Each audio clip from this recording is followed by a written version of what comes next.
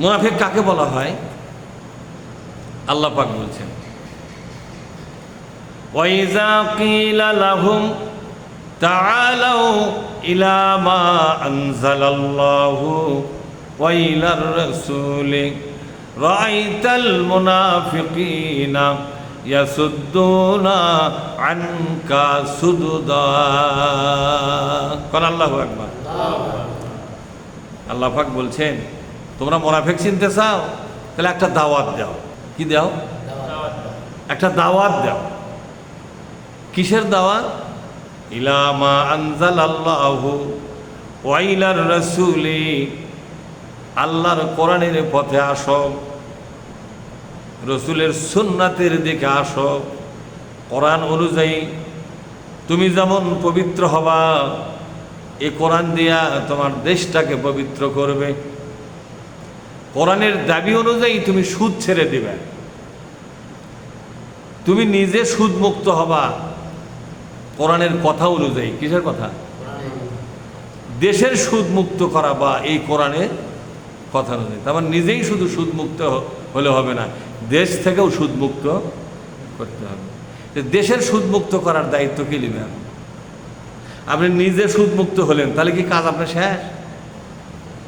মুরব্বী, আপনি নিজে নিজে সুদ খাবেন না, সুদ দিবেন না, আপনি আল্লাহওয়ালা হয়ে গেলেন।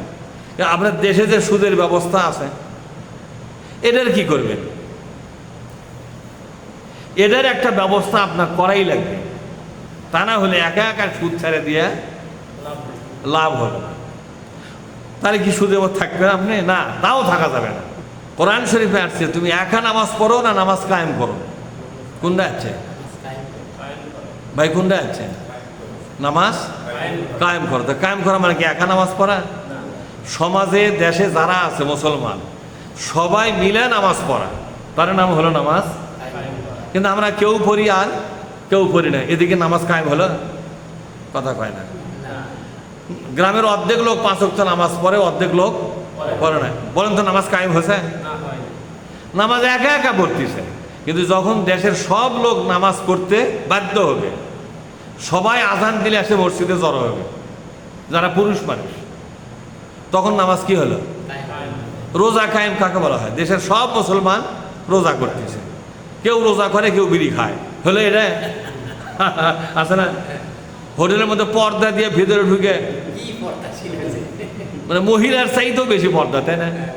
পুরুষগুলোও পর্দা করে রোজার মধ্যে, করে কেনা জোরে? গোটা ঘর পর্দা দিয়ে ঘিরে ফেলে দিচ্ছে, তার মধ্যে ঢুকে ঢুকে রোজা সোজা করতেছে। কথা ঠিক না? রোজা হচ্ছে মানুষও সোজা করবে, আর এরা হোটেলের মধ্যে ঢুকিছে সোজা হওয়ার জন্য না রোজা সোজা করার জন্য? রোজাকে এরা সোজা বানাচ্ছে। কথা ঠিক না? বুঝতে পারছেন আপনারা? তাহলে নামাজ কায়েম মানে সবাই মিলে নামাজ পড়া, ঠিক না? রোজা কায়েম মানে সবাই মিলে রোজা করা।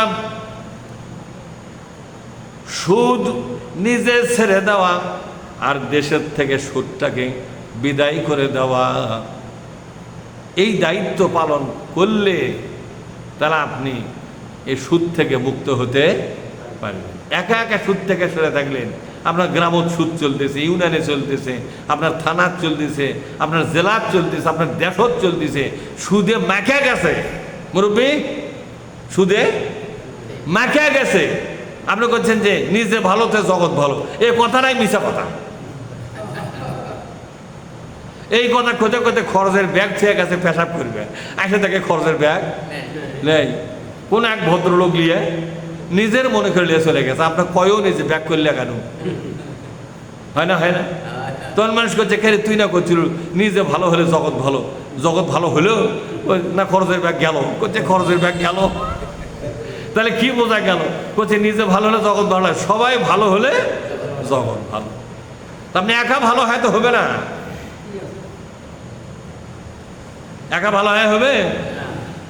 সুতরাং সুদ আপনাকে ছাড়তে হবে, এই সুদ দেশের থেকেও ছাড়াতে হবে।